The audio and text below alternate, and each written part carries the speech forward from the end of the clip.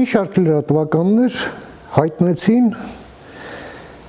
Սամվել Կարապետյանի կուսակցության հիմնադիր անձի ռուսական քաղաքացիության և ռուսական արտաքին հետախուզության SVR-ի կողմից նրա հավաքագրված լինելու մասին։ Իհարկե, այս ամենը պետք է հետաքննվի, ընդունվի որպես հայտարարություն, որպես հիմք հետաքննության համար,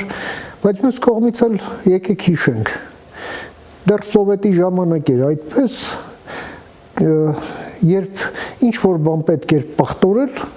KGB-ն անում էր այնպես, որպեսզի բոլորը բոլորին համարեն, հայտարարեն KGB-ի ագենտ։ Արդյունքում ով էր շահում, արդյունքում նախ տուժում էին բոլորը և երկրորդը շահում էր KGB-ն։ Վերջերս մի Մոսկվայում ծառայող մի արքեպիսկոպոսի, որը նաև չեկիստ Եզոմ անունը դրանով ձեռք բերեց, ուղղակի մեր ԱԱԾ-ն բացահայտեց, որ նա եղել է KGB-ի կողմից հավաքագրված ագենտ Կարո Մականունով, բայց ինչ միթե վերջին և միակ ագենտն է այդ Կարոն, իհարկե ոչ։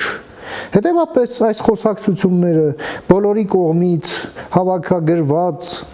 չգիտեմ, այս կամ այն մարդու վերաբերել, սրանք չեն դադարելու և սա միայն ապականելու է մեր միջավայրը և մթնոլորտը, քանի այս ամենին ինստիտուցիոնալ լուծում չի տրված, և ուրեմն լյուստրացիան նաև հենց այդ հավաքագրվածների շահերից ելնելով դառնում է կենսական անհրաժեշտություն։ Մաքրեք օդը, համաձայն եք, միացեք մեզ։